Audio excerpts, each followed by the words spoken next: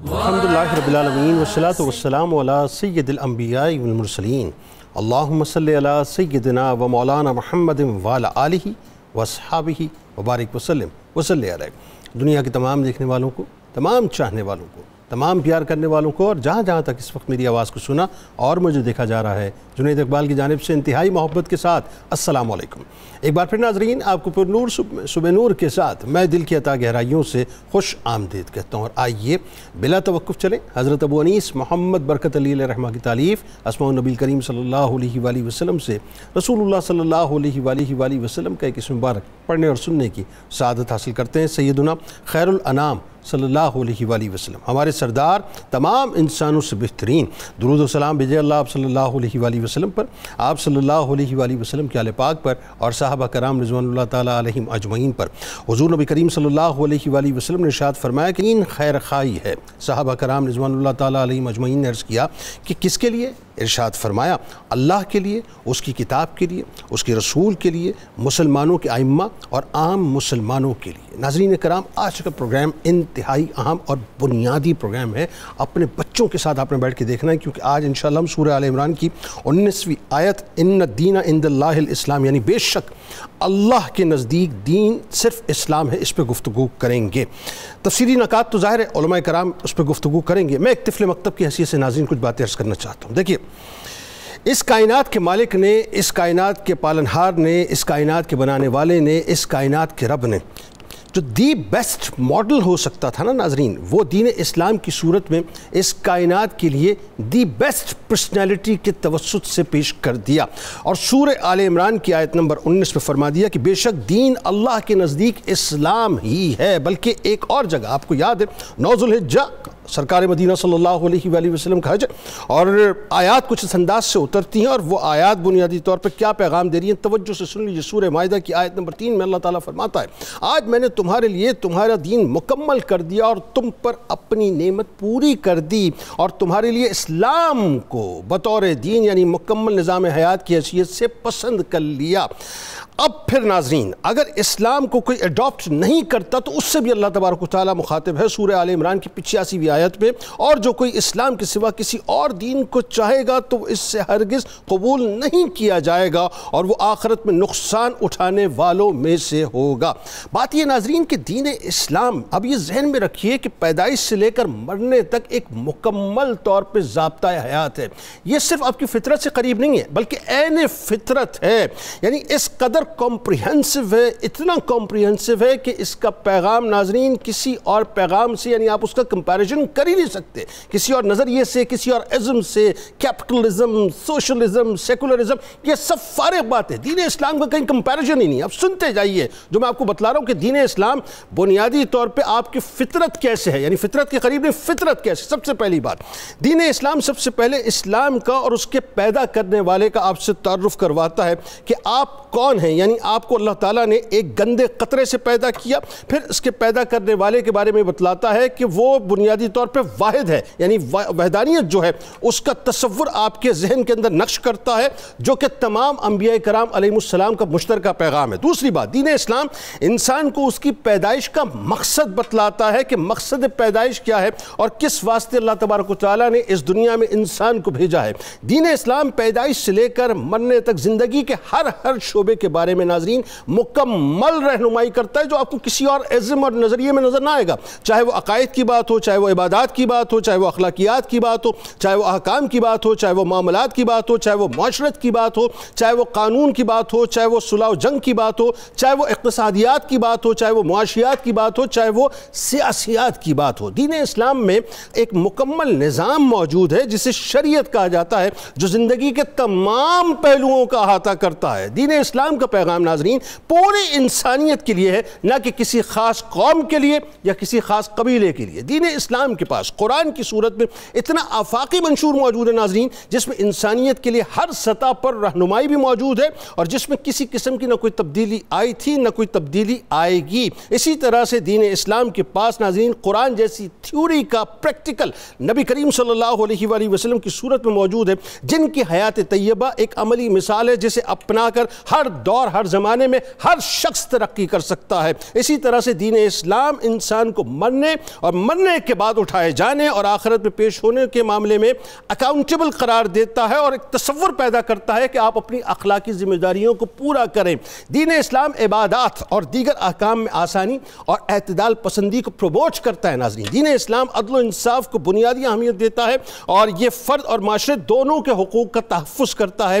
دین اسلام انفرادی روحانی ترقی کے ساتھ ساتھ معاشرتی فلاح و بہبود پر بھی زور دیتا ہے۔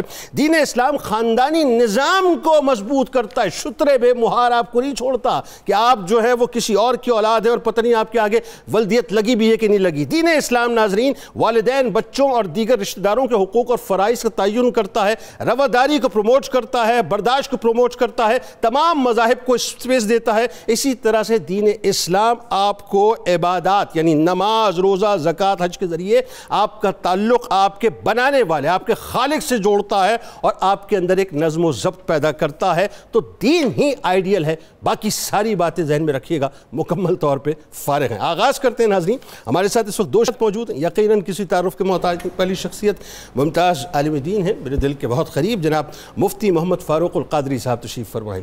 دوسری شخصیت ممتاز عالم دین، خوبصورت گفتگو کرتے ہیں، جناب مفتی خلیل احمد یوسفی صاحب تشریف فرمائیں۔ دونوں یا آپ کو السلام علیکم اور خوش آمدید۔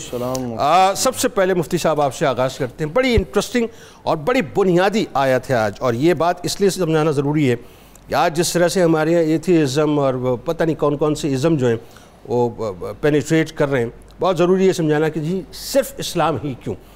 سورہ آل عمران آیت نمبر 19، پہلے تو اس کا پس منظر، اور اللہ تعالیٰ نے جو ہے خاص طور پہ جو مثال دے کے فرمایا کہ جس نے یعنی اس پیغام سے انحراف کیا، اللہ تعالیٰ نے اس کو سخت ناپسند فرمایا۔ اچھا، پھر اسی سے ملتا جلتا ایک اور مفہوم جو میری نگاہ سے گزرا آیت نمبر 83 میں، یعنی کائنات کی ہر شے، چاہے وہ یوں کہیے کہ لاچاری سے کرے یا مطلب وہ جو ہے اپنا خوشی سے کرے، وہ فرما برداری اللہ ہی کی کرے گی۔ آغاز کیجئے۔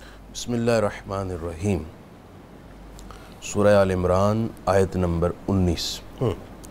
پس منظر اور شان نزول یہ ہے کہ اہل کتاب نے نبی آخر الزماں صلی اللہ علیہ وآلہ وسلم کے دین حق اسلام کا انکار کیا اور یہ کہا کہ ہمارا دین ہی اللہ کے ہاں دین حق ہے۔ تو اللہ تعالیٰ نے یہ آیت مقدسہ نازل فرمائی اور لوگوں کے سامنے اس حقیقت سے پردہ ہٹایا اور انہیں اپنا رب نے فیصلہ سنایا۔ ارشاد فرمایا ان الدین عند اللہ الاسلام، بے شک اللہ کے نزدیک تو دین صرف اسلام ہی ہے۔ یعنی اسلام کے علاوہ تمام ادیان باطل ہیں۔ اور یہ بھی جان لیجئے کہ اللہ کے ہاں دین صرف اسلام ہی ہے، اس سے تاریخ کا طالب علم ایک اور الجھن کو سلجھا سکتا ہے، اور وہ یہ کہ گزشتہ ادوار میں جو ادیان گزرے مختلف ناموں سے گزرے، تو اللہ نے فرما دیا میرے نزدیک تو دین صرف اسلام ہی ہے۔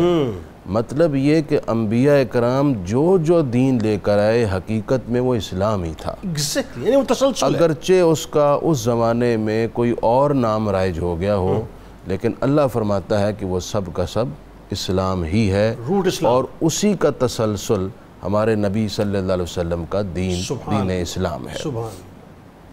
یہاں سے ایک بات اور بھی سمجھ لینی چاہیے، اور وہ یہ جیسا کہ آپ نے بھی ذکر کیا، ایک ہے بندے کا بنایا ہوا ضابطہ اور قانون۔ بندے کی عقل محدود ہے، ٹھیک ہے، اس کا تجزیہ محدود ہے، کسی وقت وہ حالات اور شواہد کو دیکھ کر ایک تجزیہ کرتا ہے، کل جب وہ حالات چینج ہوتے ہیں تو اس کا تجزیہ بھی دم توڑ جاتا ہے۔ بالکل ایسا، لیکن اس طرح نظام نہیں چلا کرتے، بالکل ایسا، اس طرح ایک پختہ سسٹم کسی بھی سلطنت میں اور کسی بھی زمانے میں اور کسی بھی دین کی تعلیمات میں قائم نہیں رہ سکتا۔ سب سے بہتر جو سسٹم، جو نظام بندوں کے لیے رب جانتا ہے، وہی بہتر ہے۔ تو اللہ تعالیٰ نے جب دین دیا تو دین کا معنی ہی وہ نظام حیات ہے جو انبیاء رب سے لے کر آتے ہیں اور بندوں کے درمیان رائج کرتے ہیں۔ لہٰذا عقل کے اعتبار سے بھی، فطرت کے اعتبار سے بھی، اور پھر دنیا میں رائج ہونے کے لحاظ سے بھی، اور انسانوں کے نفع کے لحاظ سے بھی ہر اعتبار اور جہت سے نفع بخش، بھرپور، جامع اور کمپریہنسو دین وہ صرف اسلام ہے۔ سبحان اللہ۔ اور جو آپ نے آیت نمبر 83 ذکر کی، اللہ تعالیٰ نے یہ بھی فرما دیا آفا غیر دین اللہ یبغون، کیا یہ لوگ اللہ کے علاوہ کوئی اور دین چاہتے ہیں؟ اللہ، حالانکہ وَلَهُ أَسْلَمَ مَنْ فِي السَّمَاوَاتِ وَالْأَرْضِ طَوْعًا وَكَرْهًا، حالانکہ آسمان و زمین کی ہر چیز اللہ کے حضور جھکی ہوئی ہے، خوشی سے اور کچھ مجبوری سے۔ خوشی سے بھی جھکے ہوئے ہیں، جیسے مسلمان ہیں، ملائکہ ہیں، جنات میں سے مسلمز ہیں، اور کائنات کی ہر چیز ہے۔ اور مجبوری سے جھکنے والے بھی ہیں، جیسے کافر ہے، جب اس زندہ ہے اکڑتا ہے، انکار کرتا ہے، حق سے آنکھ چراتا ہے، لیکن جب موت آتی ہے آنکھ سے پردے ہٹتے ہیں، ملائکہ آتے ہیں روح لینے، اس وقت وہ بھی کہتا ہے میں ایمان لے آیا، لیکن حدیث میں ہے کہ اس وقت کا ایمان ریجیکٹ کر دیا جاتا ہے۔ اچھا، اس کے بعد جو آیت نمبر 85 ہے اس میں بھی ہمیں غور کرنا چاہیے۔ بتائیے۔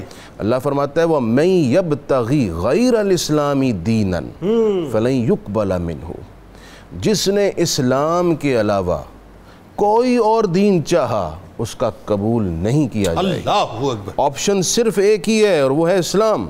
اللہ۔ وَهُوَ فِي الْآخِرَةِ مِنَ الْخَاسِرِينَ، اور ایسی چاہت رکھنے والا اسلام کے علاوہ کسی اور دین کو چاہنے والا آخرت میں بہت نقصان اٹھائے گا۔ اچھا، پھر آیت نمبر 91 جو ہے وہ مزید اس بات کو کھولتی ہے۔ کیا خوبصورت ارشاد فرمایا اِنَّ الَّذِينَ كَفَرُوا وَمَاتُوا وَهُمْ كُفَّارٌ، جو لوگ کفر کی حالت میں مر گئے، انہوں نے دین اسلام کو قبول نہیں کیا، ان کے سامنے حقائق تھے، دلائل تھے، پیغام پہنچا، انہوں نے دین اسلام کو نہیں قبول کیا، کفر کی حالت میں مر گئے۔ اب اللہ تعالیٰ فرماتا ہے فَلَن يُقْبَلَ مِنْ أَحَدِهِمْ مِلْءُ الْأَرْضِ ذَهَبًا وَلَا وِفْتَدَى بِهِ، فرمایا کہ اگر کفر کی حالت میں مر گیا تو اب اپنے آپ کو رب کی گرفت اور عذاب سے بچانے کے لیے ساری زمین کے برابر گولڈ اور سونا بھی فدیہ اللہ کے حضور پیش کرے، یا اللہ یہ سب لے لے اور مجھے چھوڑ دے۔ اللہ فرماتا اب وہ نہیں بچے گا۔ اولئک لہم عذاب علیم، اس کے لیے اب دردناک عذاب ہوگا۔ اور جنہیں سب آخری بات میں عرض کرتا ہوں، یہ جو دین نبی اکرم صلی اللہ علیہ وسلم لائے ہیں، میں نے بتایا یہ گزشتہ ادوار اور انبیاء سے چلا آیا، بالکل ٹھیک ہے۔ پھر نبی پاک لائے، آپ صلی اللہ علیہ وسلم نے ارشاد فرمایا لا یزال ھذا الدین قائما، یہ دین ہمیشہ رہے گا، یقاتل علیہ عصابۃ من المسلمین حتی تقوم الساعہ، اس دین کے قیام کے لیے ہر زمانے میں لوگ اپنی امکانی وسعت کے مطابق جہاد کرتے رہیں گے حتیٰ کہ قیامت آ جائے گی۔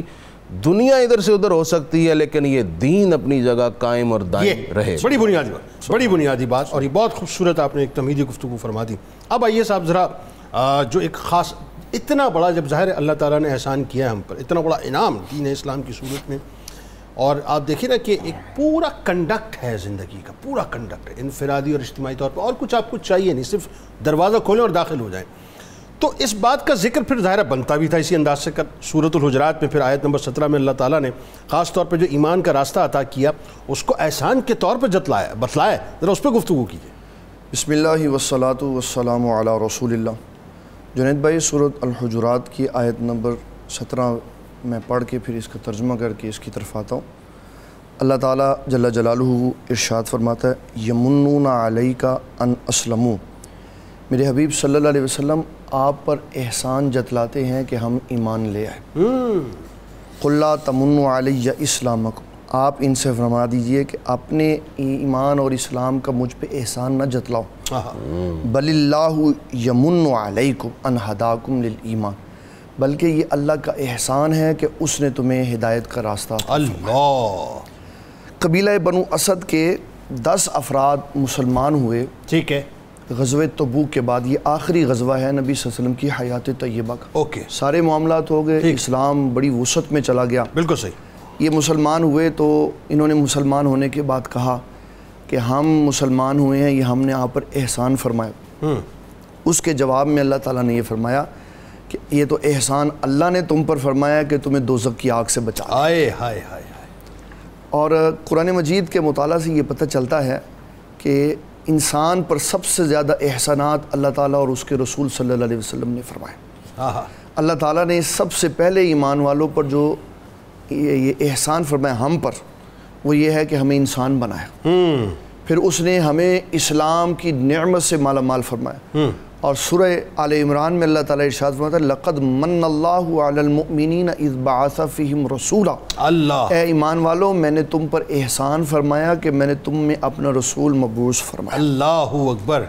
اور حضور صلی اللہ تعالیٰ علیہ وسلم نے اس احسان کی ترتیب کیسے رکھی، آپ کس طرح احسان امت پر فرماتے ہیں کہ آپ نے حجۃ الوداع کے موقع پر لوگوں کو ان کے حقوق کا درس دے کر فرمایا کہ اللہ تعالیٰ کے ہاں کسی کو کسی پر فضیلت نہیں ہے، سب ایک جیسے ہیں، اگر فضیلت ہے تو تقوی کے اعتبار سے۔ اور پھر آپ نے اس لیکچر کے اندر بتایا کہ مساوات کیا ہے، عدل کیا ہے، نظام کیسے چلانا ہے۔ یہ ہے وہ احسان کا درس جو نبی صلی اللہ تعالیٰ علیہ وسلم نے فرمایا، یعنی جتنے پسے ہوئے تھے ان کو لا کر برابر کھڑا کر دیا، مساوات کا درس دیا۔ جی، حضرت ابو ذر غفاری، امام بخاری رحمۃ اللہ تعالیٰ علیہ فرماتے، حضرت ابو ذر غفاری تشریف لائے ایک پروگرام میں، ان کے ساتھ ان کا غلام تھا اور دونوں نے ایک جیسے جبے پہنے ہوئے تھے۔ اچھا، تو لوگ کہنے لگے ابو ذر غلام کو ایسا جبہ کیوں پہنایا؟ کہا ایک دن میں نے کسی کو کوئی بات کہہ دی تھی، تو نبی صلی اللہ علیہ وسلم نے فرمایا ابو ذر زمانہ جاہلیت کی باتیں ابھی بھی اندر ہیں۔ آپ نے فرمایا یہ تمہارے غلام تمہارے بھائی ہیں، جو کھاؤ اس کو ان میں سے کھلاؤ، جو لباس پہنو ویسا لباس ان کو پہناؤ، اور ان کو کام ان کی طاقت کے مطابق دو کرنے کے لیے، اللہ، اور اگر ان کو زیادہ بوجھ ڈالو تو پھر ان کا ہاتھ بٹاؤ۔ اللہ اکبر۔ یہ ہے نبی صلی اللہ علیہ وسلم کا احسان کہ جن کا کوئی حق نہیں تھا نا دنیا میں، بالکل حضور پاک صلی اللہ علیہ وسلم نے ان کے بھی حقوق بتائے۔ اللہ، انسان نہیں، جانور نہیں، چرند پرند اور درختوں کے بھی حقوق بتائے۔ ایک ایک شے کا حق نبی صلی اللہ علیہ وسلم نے بتایا اور سمجھایا، اور یہ بتایا کہ میں لوگوں کو حق دینے کے لیے آیا ہوں، نہ کہ ان سے حق چھیننے کے لیے۔ اور پھر اس میں ایک اور جو احسان کا ایک اور پہلو جس پہ آپ ضرور گفتگو کیجیے، جو ہمیں جسم عطا کیا ہے، جو وجود عطا کیا، اس کو یوٹیلائز کیسے کرنا ہے، اس کو ضائع نہیں کرنا ہے، اس کو پریزوم کیسے کرنا ہے آخرت کے لیے، یہ بھی تو اللہ تعالیٰ نے ہمیں بتلایا نا۔ جنید بھائی یہ تو بالکل خالصتاً مذہبی کیٹیگری میں آ جاتا ہے کہ اللہ تعالیٰ نے جو نعمتیں دیں اس کا احسان ہم نے کیسے ادا کرنا ہے، شکرانہ نعمت کیا ہے۔ اس کے لیے قرآن مجید کی سورۃ ابراہیم کی آیت پہلے ہمیں یاد رکھنی پڑے گی۔ اللہ تعالیٰ ارشاد فرماتا ہے وَإِن تَعُدُّوا نِعْمَةَ اللَّهِ لَا تُحْصُوهَا، اللہ نے اتنی نعمتیں دی ہیں کہ تم ان کو گن نہیں سکتے، اللہ ان گنت نعمتیں ہو گئی۔ پھر اب ہم نے کس کس کا احسان اللہ تعالیٰ کی بارگاہ میں شکرانے کے طور پہ بدلہ دینا ہے، کہا اس کی عبادت کرنی ہے، اس کے ساتھ کسی کو شریک نہیں ٹھہرانا، نبی صلی اللہ علیہ وسلم کو خاتم النبیین ماننا ہے، اور رب کی عبادت میں مصروف عمل رہنا۔ اللہ تعالیٰ فرماتا ہے الم تر الی الذین بدلوا نعمت اللہ، جنہوں نے اللہ تعالیٰ کی نعمتوں کو بدل دیا، انہوں نے اللہ تعالیٰ کے احسانات کو جھٹلا دیا، جنہوں نے اللہ کی نعمتوں کو بدلا۔ اب اللہ کی نعمتیں کیا ہیں؟ امام بخاری رحمۃ اللہ تعالیٰ نے کتاب التفسیر میں لکھا الم تر الی الذین بدلوا نعمت اللہ هو محمد الرسول اللہ۔ اس کائنات میں جو اللہ تعالیٰ کی سب سے بڑی نعمت، سب سے بڑا احسان ہے، وہ نبی صلی اللہ علیہ وسلم کی ذات اقدس ہے، کہ آپ صلی اللہ علیہ وسلم نے دنیا میں تشریف لا کر وہ انسان زمین سے اٹھائے جن کے اوپر ظلم ہو رہا تھا، جن کو کوئی پوچھنے والا نہیں تھا، ان کے حقوق کے بارے میں ہم نے بڑے ساری احادیث میں پڑھا۔ بیٹیوں کو غرق کر دیا جاتا تھا، بالکل بیٹیوں کو زمین میں دفنا، آج جن عورتوں کے شوہر فوت ہو جاتے ہیں آج بھی ان کے ساتھ یہ ظلم ہوتا ہے، جو مسلمان نہیں ان کی انگلیاں کاٹ دی جاتی ہیں، ان کے کان کاٹ دی جاتے۔ اسلام نے بتایا کہ شوہر کے مال میں سے اس بیوہ کے لیے حصہ رکھا، اس کو اس کا حق دیا، اور اس کی عدت گزرنے کے بعد اس کو ایک آزادانہ زندگی گزارنے کا موقع دیا، تاکہ وہ نبی صلی اللہ علیہ وسلم کے اس احسان کو یاد رکھے کہ میں ایک انڈیپینڈنٹ انسان۔ اچھا، ایک احسان اور بھی تو بہت بڑا ہے کہ جس انسانیت کو سب سے بڑا مذہب کہتے ہیں، میرا ماننا یہ ہے کہ اس انسانیت کو جانتا کون تھا؟ انٹروڈیوس اسلام نے کرا، اس کی ایک شاخ ہے نا۔ یہ بالکل غلط نظریہ ہے، یہ بھی تو بہت بڑا احسان ہے۔ یہ تو بالکل غلط نظریہ ہے کہ انسانیت سب سے بڑا مذہب ہے۔ انسانیت اسلام سے پہلے کوئی نہیں تھی، اسلام آیا تو انسانیت آئی. بالکل ایسا. اس لیے سب سے بڑا مذہب اسلام ہے. بالکل. اسلام نے آ کے بتایا کہ انسانیت بھی کوئی شے ہے. میں اس کی ایک مثال عرض کرتا ہوں. عرب میں یہ کتابوں میں احادیث میں لکھا ہے کہ عرب کے لوگ جانور ذبح نہیں کرتے تھے. ان کو جو چیز جانور کی پسند آتی وہ کاٹ لیتے تھے, وہ جانور مر جاتا. تو نبی صلی اللہ علیہ وسلم نے بتایا پہلے اس کو ذبح کرو, پھر اس کا حصہ نکالو تاکہ اس کو تکلیف نہ ہو. یہ سارے کچھ اسلام نے ہمیں بتایا, اور بتایا کہ نبی صلی اللہ علیہ وسلم کے آنے سے انسانوں, جانوروں, چرند پرند سب کو اللہ نے حقوق. کیا بات ہے, خوبصورت گفتگو جی. اب ذرا مفتی صاحب آئیے سورہ حج آیت نمبر 78 پہ ذرا بات کرتے ہیں. جی اچھا, اس میں میں غور کر رہا تھا, ایک تو یہ کہ جہاد کا ذکر, اس سے کیا مراد ہے بتائیں. دوسرا یہ کہ جو ہمارے لیے دین میں اتنی آسانی, پرابلم کیا ہے, نہ ماننا چاہیں تو کچھ نہ مانیں صاحب, لیکن اگر وہی بات ہے ماننا چاہیں تو آپ کو دین سے زیادہ اسلام, مطلب دین اسلام سے زیادہ آسانی جو ہے کہیں نظر ہی نہیں آتی. اسی طرح اس میں ایک اور ذکر ہوا کہ حضرت ابراہیم علیہ السلام کے دین کو باقاعدہ جو ہے منتخب کیا گیا, اس سے کیا مراد ہے بھی بتائیے.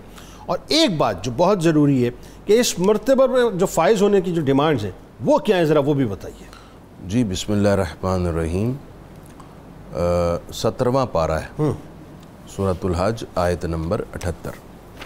اللہ تعالیٰ رب العزت نے ارشاد فرمایا وَجَاهِدُوا فِي اللَّهِ حَقَّ جِهَادِهِ. ترجمہ کرنے سے قبل میں ناظرین کی خدمت میں گزارش کروں گا, یہ آیت مقدسہ ہماری اس زندگی کا سلیبس ہے. یہ ہمیں ازبر ہونی چاہیے, یہ اپنے متن کے ساتھ اور اپنے مفہوم کے ساتھ ہمیں یاد ہونی چاہیے, بلکہ ہمارا فرض ہے اپنی نسل میں, اپنی اولاد میں اس کو ٹرانسفر کریں. یعنی اتنی امپورٹنٹ آیت, بہت امپورٹنٹ. ارشاد فرمایا کہ اللہ کی راہ میں جہاد کرو جیسا کہ جہاد کرنے کا حق ہے. یہی ایک آیت اگر امت مسلمہ پریکٹیکلی اپنی زندگی میں رکھتی تو تاریخ آج جو ہمیں دکھا رہی ہے یہ دن نہ دکھاتا. اللہ. تاریخ انسانیت, تاریخ اسلام شہادت پیش کرتی ہے کہ جب تک مسلمانوں نے اس آیت پر عمل کیا وہ پوری دنیا پر یوں تھے, اور جب اس مضمون کو چھوڑا تو آج ذلت اور رسوائی کا طوق مسلمانوں کے گلوں کا ہار بنا. اللہ اکبر. آپ صلی اللہ علیہ وسلم نے ارشاد فرمایا, صحیح بخاری میں الفاظ ہیں, لَوَدِدْتُ أَنْ أُقْتَلَ فِي سَبِيلِ اللَّهِ ثُمَّ أُحْيَا ثُمَّ أُقْتَلْ ثُمَّ أُحْيَا ثُمَّ أُقْتَلْ أو كما قال علیہ السلام. آپ نے فرمایا میری خواہش تو بس یہی ہے کہ میں اللہ کی راہ میں جہاد کرتا رہوں اور جہاد کرتے کرتے شہید ہو جاؤں. مجھے میرا رب زندہ کرے میں پھر شہید ہو جاؤں, مجھے پھر زندہ کیا جائے میں پھر شہید ہو جاؤں, اس کی راہ میں جہاد کرتے ہوئے. اللہ. جہاد کیا ہے؟ ظلم کے خاتمے کے لیے, قیام امن کے لیے, انسانی تکریم کو قائم رکھنے کے لیے آپ اپنی کوششیں ہر امکانی حد تک کریں. یعنی جہد مسلسل کریں.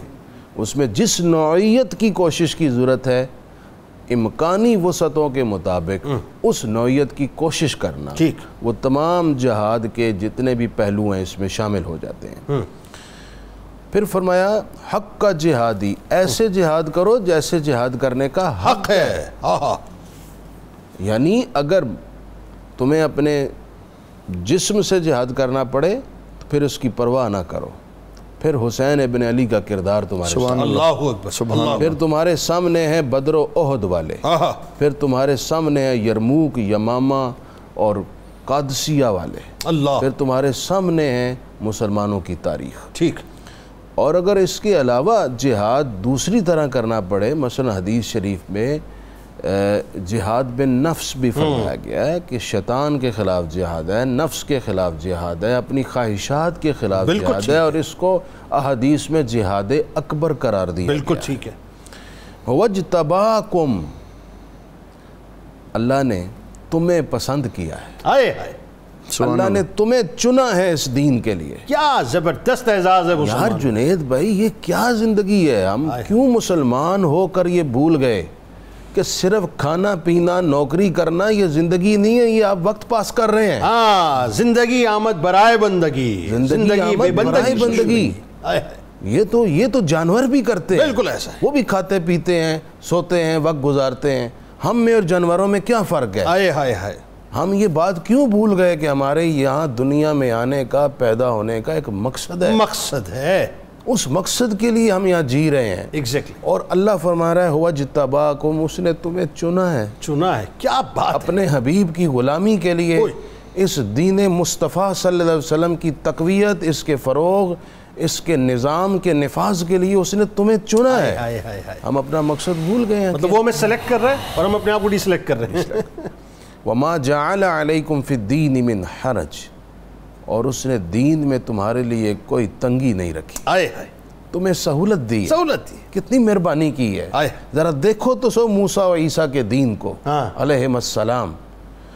کسی کے کپڑے پر ناپاکی لگ جاتی، کپڑا کاٹنا پڑتا. اللہ اکبر.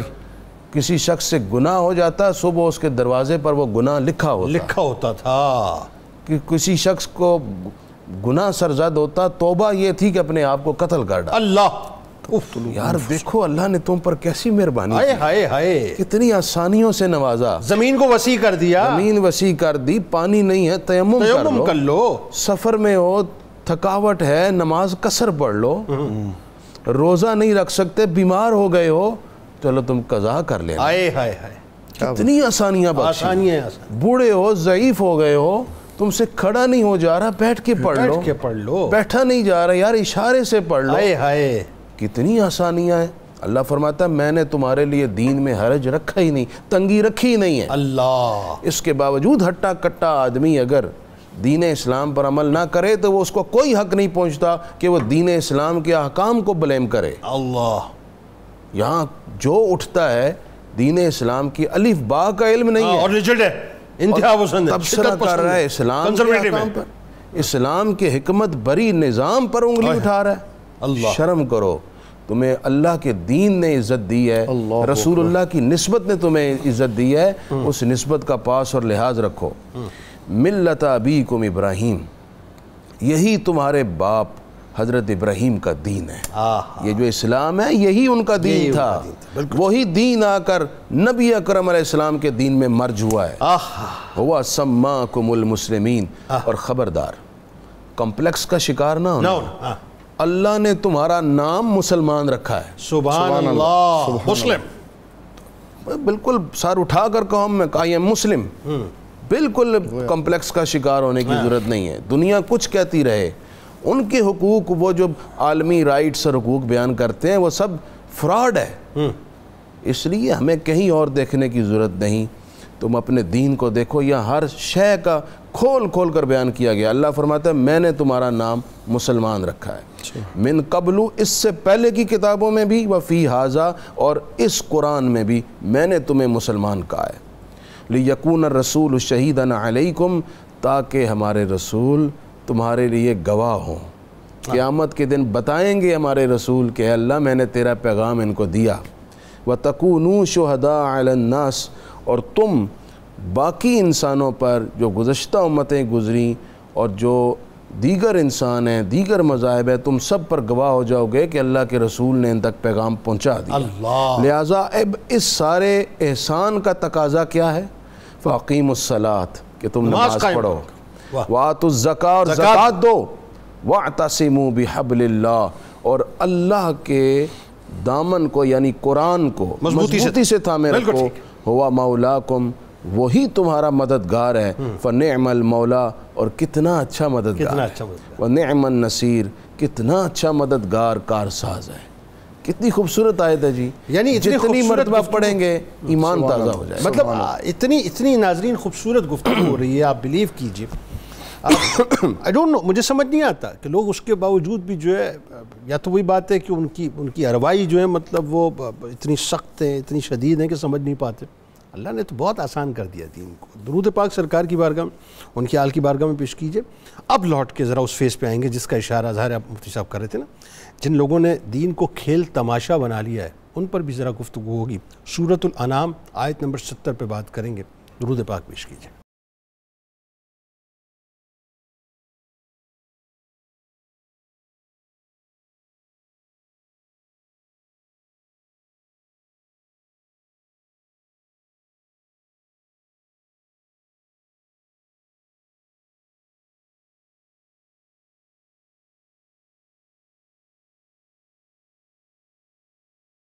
جناب ایک بار پھر میں آپ کو خوش آمدید کہتا ہوں۔ ناظرین کرام، ایک بات تو اپنے ذہن میں پیوست کر لیجئے کہ اللہ تبارک و تعالیٰ نے جو سورہ آل عمران کی 19ویں آیت میں فرمایا نا کہ ان الدین عند اللہ الاسلام، کہ بے شک اللہ تعالیٰ کے نزدیک دین صرف اسلام ہی ہے، حقیقتاً دین صرف اسلام ہی ہے۔ یہ جتنے بھی دنیا کے باطل نظریات ہیں نا، یہ جتنے بھی ازم وزم ہیں نا، یہ سوشلزم، کیپٹلزم، سیکولرزم، لبرلزم، بلائزم، یہ ساری بلاؤں نے ختم ہو جانا ہے۔ یعنی سارے مذاہب، جتنے بھی مذاہب ہیں ان سب کو لے لیجئے، ان کی میں آپ کو بتاؤں ایک سرٹن میعاد ہے، اور یہ ذہن میں بھی رکھیں بات کہ وہ سرٹن میعاد پہ ختم ہوں گے، یعنی کچھ ختم ہو گئے، کچھ نے ختم ہونا ہے، لیکن دین اسلام نے ہمیشہ رہنا ہے۔ اب میں اسے آسان کر کے آپ کو سمجھا دیتا ہوں، یوں سمجھ لیجئے بات کو۔ یہ جو آج ہمارے یہاں پیکیجز وغیرہ اناؤنس ہوتے ہیں نا، کہ جس میں دنیا کی ساری آفرز ہوتی ہیں، سارے پیکیجز جو ہیں وہ آپ کو کچھ نہ کچھ جو آفر کر رہے ہوتے ہیں، ذہن میں رکھیں یہ سارے پیکیجز ایک سرٹن ٹائم پہ ختم ہو جائیں گے، مگر دین اسلام کے پاس وہ اعلیٰ ترین، وہ عرفہ ترین پیکیج ہے جس نے کبھی بھی کسی صورت میں بھی ختم نہیں ہونا، جسے اگر آپ نے ایک مرتبہ، صرف ایک مرتبہ پراپرلی اپنی زندگیوں میں اگر ایکٹیو کر لیا، پھر آپ ذہن میں رکھیے کہ آپ پرسکون ہو جائیے، آپ کو کسی اور تذبذب کی یا پریشانی کی ضرورت نہیں ہے، کیونکہ دین اسلام کا، میں واضح طور پہ بات آپ سے عرض کروں، اس کا جو نیٹ ورک ہے نا وہ اتنا وسیع، اس قدر وسیع ہے کہ یہ صرف اپنی کوریج جو اس دنیا میں نہیں دیتا بلکہ تمام عالمین میں اپنی کوریج دیتا ہے، اور بات یہاں نہیں رکتی، بلکہ کمال یہ ہے کہ یہ واحد دین اسلامی ہے جو آخرت میں اللہ کی نعمتوں اور اس کے فضل کی صورت میں انلیمیٹڈ، یعنی نہ ختم ہونے والا ایسا پیکج بھی آفر کرتا ہے جس کے بعد ہمیں صرف دائمی مزے ملیں گے، بس دائمی مزے ملیں گے، ذہن میں رکھیے گا۔ اور اس کے بعد آپ کو کسی ایزی لوڈ کی اور ریچارج کی ضرورت نہیں پڑے گی، بس ایک مرتبہ اپنے اعمال کو یہاں آپ ایزی لوڈ کروا لیجئے اور ریچارج کروا لیجئے، پھر دیکھیے آپ دائمی طور پہ جو ہے انشاءاللہ اللہ کی نعمتوں کے مزے لیں گے۔ اب ذرا یہ بتائیے، جو بڑی ایک اہم ترین بات ہے مفتی صاحب، کہ سورۃ الانعام جس کا میں ذکر کر رہا تھا، لوگ سمجھ نہیں رہے صاحب، ہم لگے ہوئے دنیا کی آسائشوں کو ایزی لوڈ کرانے میں، اور دنیا کی آسائشوں کو جو ہے ہم اپنا موبلائز کر رہے ہیں، دنیا کی آسائشوں کے پیکیجز ہم لے رہے ہیں، اور دنیا کی آسائشوں کے جو مطلب یوں کہ یہ منٹس ہم کاؤنٹ کر رہے ہیں۔ سورۃ الانعام میں انہی لوگوں کو مخاطب کر کے آیت نمبر 70 میں اللہ تعالیٰ نے ذکر کیا کہ جنہوں نے دنیا کو کھیل تماشا بنا لیا ہے۔ قرآن کیا کہتا ہے، ذرا کیا نصیحت کہتا ہے، بتائیے ذرا۔ جنید بھائی، سورۃ انعام کی آیت نمبر 70 میں اللہ تعالیٰ نبی صلی اللہ تعالیٰ علیہ وسلم سے ارشاد فرما رہا ہے، میرے حبیب صلی اللہ علیہ وسلم، جن لوگوں نے اپنے دین کو کھیل تماشا بنا دیا، ان لوگوں کو چھوڑے رکھیں، یعنی ان سے اجتناب کریں، اور اپنے دین کو کھیل تماشا بنانے کی جو وجہ بیان کی ہے، اللہ تعالیٰ جل جلالہ نے بیان فرمایا وَغَرَّتْهُمُ الْحَيَاةُ الدُّنْيَا، دنیا کی لذتوں، دنیا کے اسباب نے ان کو اس طرف داخل کر دیا کہ انہوں نے اپنے مذہب کو کھیل تماشا سمجھا۔ حضور صلی اللہ تعالیٰ علیہ وسلم کو جو اللہ تعالیٰ نے اس آیت مبارکہ میں حکم فرمایا وہ ہے ان سے اجتناب کا۔ ہمارے علماء کرام نے ایسے بندوں کے پاس ایسی مجلسوں میں بیٹھنے سے سخت وعید فرمائی۔ جو شخص بے دینوں کے پاس بیٹھتا ہے، قریب ہے اس کا اپنا ایمان ضائع ہو جانے کا خدشہ۔ لیکن کیا قرآن نے ان کو نصیحت فرمانے کو، اس کی بات آگے آ رہی ہے، اس کے اوپر میں ایک حدیث سنانا چاہتا ہوں، پھر میں اس کی طرف چلتا ہوں۔ حضور صلی اللہ تعالیٰ علیہ وسلم کی حدیث مبارک ہے مشکات شریف کی، بے دین آدمی جو بدعتی ہے، آپ صلی اللہ علیہ وسلم نے فرمایا اگر کسی نے بدعتی کی تعظیم کی تو اس نے اتنا بڑا ظلم کیا کہ اس نے سارا ہی اسلام گرا دیا۔ اس سے اجتناب ضروری ہے، ان سے میل جول بالکل قطعی طور پہ ختم ہے۔ صرف وہ بندہ ان سے مل سکتا ہے جو اتنا بڑا عالم ہے، جس طرح کہ نبی صلی اللہ علیہ وسلم ہے، احادیث میں جن کا ذکر ہے، صحابہ کرام ہیں یا ایسے علماء ہیں جن کو اپنے ایمان اور دلائل کی پختگی کا یقین ہے، اللہ تعالیٰ جل جلالہ کا پیغام سنانے کے لیے وہ وہاں جاتے ہیں۔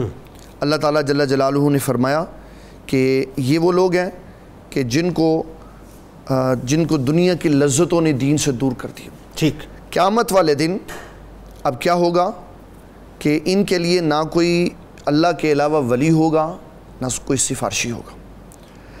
اس کا معنی یہ ہوا کہ جس نے دنیا کو کھیل کود کے ساتھ اور خواہش نفس کے ساتھ گزارا ہے، ٹھیک، اور اس نے اسلام اور دین کو اپنایا نہیں ہے، قیامت والے دن اس کے لیے کوئی شے موجود نہیں ہوگی۔ اللہ قبلہ بھی ابھی فرما رہے تھے کہ قرآن مجید میں احادیث میں یہ کہا گیا کہ اگر ایسا بندہ جو بے دین ہو کے اللہ کی بارگاہ میں گیا اور جان چھڑانے کے لیے اس کو ساری زمین بر سونا بھی دینا پڑا تو قبول نہیں کیا جائے گا۔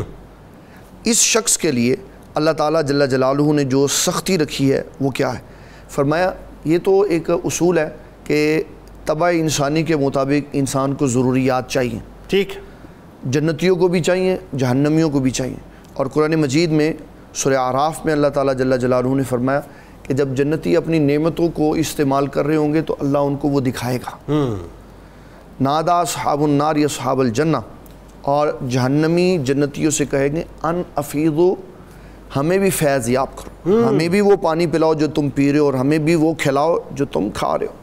اللہ تعالیٰ جل جلالہ پھر جنتیوں کو کہے گا اب تم جواب دو، تو وہ کہیں گے ان اللہ حرم علی الکافر، یہ وہ نعمتیں ہیں جو اللہ نے کافروں پر حرام کر دی۔ اللہ، نہ تمہارے لیے کوئی شفاعت ہے، نہ تمہارے لیے کوئی مددگار ہے، اور نہ تمہیں پینے کے لیے کوئی جنتی نعمت ملے گی۔ اللہ، جہنمی جو اشیاء ہیں وہ ملیں گی، کیا ہے؟ لہم شراب من حمیم، کھولتا ہوا پانی ملے گا۔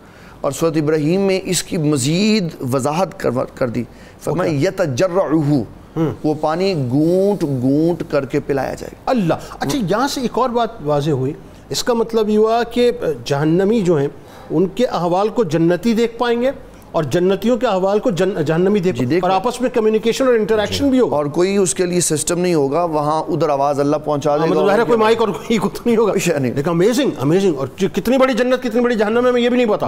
اللہ۔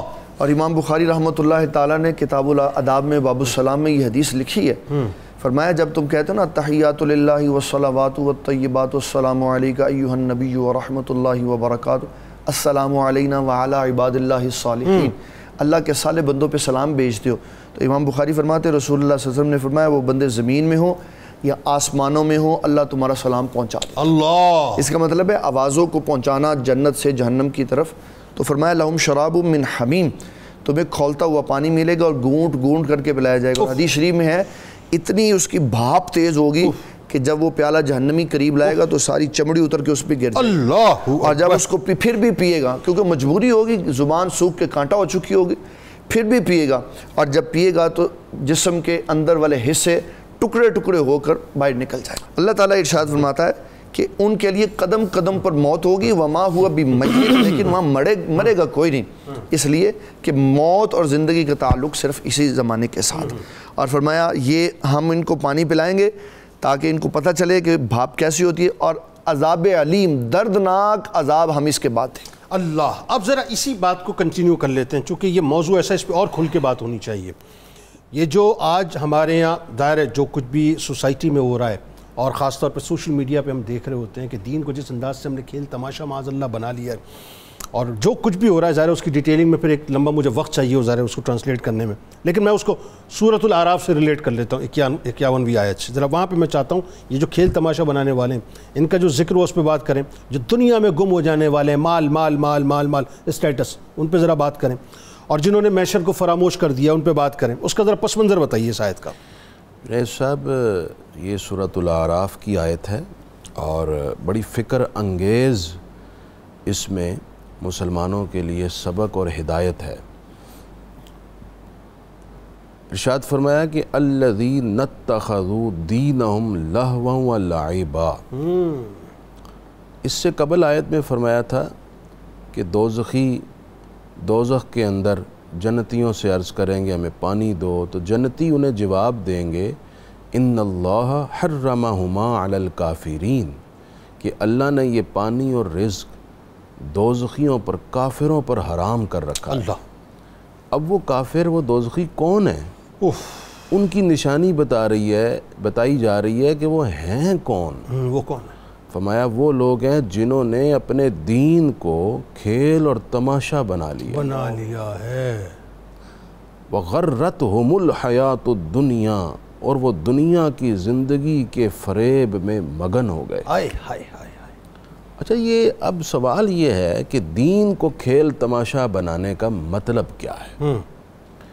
ایک مطلب تو یہ ہے کہ جو کفار کرتے تھے کہ مسلمانوں نے دین اسلام پر چلنا شروع کیا تو وہ مسلمانوں کو ہٹ کرتے، ان پر طعن و تشنیع کرتے، ان پر پھبتیاں کستے اور کہتے یہ دیکھو یہ کیسے دین کو لے کر چل پڑے ہیں، اور بڑے بڑے برے جملے نازیبا کلمات کہتے، پھر مسلمانوں کو مختلف حوالوں سے تنگ کرتے۔ یہ کھیل تماشا ایک تو یہ تھا، کبھی پتھر مروا دیے، کبھی کانٹے بچھوا دیے، کبھی آوازیں کسیں، کبھی مسلمانوں کے لیے راہ کو مسدود کرنا چاہا۔ کھیل تماشا یہ ہے۔ دوسرا کھیل تماشا یہ ہے کہ ایک بندہ دین اسلام کو قبول کر لے، اس دین میں آنے کے بعد اب وہ دین میں جیسی منشا مرضی چاہے تصرف کرتا پھرے۔ وَغَرَّتْهُمُ الْحَيَاةُ الدُّنْيَا، اور دنیا کی زندگی کے دھوکے میں وہ مست ہو گئے۔ فَالْيَوْمِ، تو آج کے دن یعنی قیامت کے دن، نَنْسَاهُمْ، اللہ فرماتا ہے ہم نے اس کو چھوڑ دیا، اس کو ترک کر دیا، کما نسوا لقاء یومہم ھذا، جیسا کہ اس نے دنیا کی زندگی میں ہمیں چھوڑ رکھا تھا۔ صحیح مسلم کی حدیث ہے، آدمی اللہ کے پاس آئے گا، اللہ فرمائے گا میں نے تمہیں صحت دی تھی، رزق دیا تھا، آل اولاد دی تھی، تمہیں سرداری، گھوڑے، منصب سب کچھ دیا تھا، تو پھر تمہیں میری یاد کیوں نہیں آئی؟ اللہ، پھر تو نے مجھے کیوں چھوڑا؟ تو نے یہ سب کچھ لے کر مجھے چھوڑ دیا، آج میں تجھے چھوڑ رہا ہوں، فراموش، اس کو اٹھاؤ اور اٹھا کر دوزخ۔ اللہ اس کو فراموش کر دے گا۔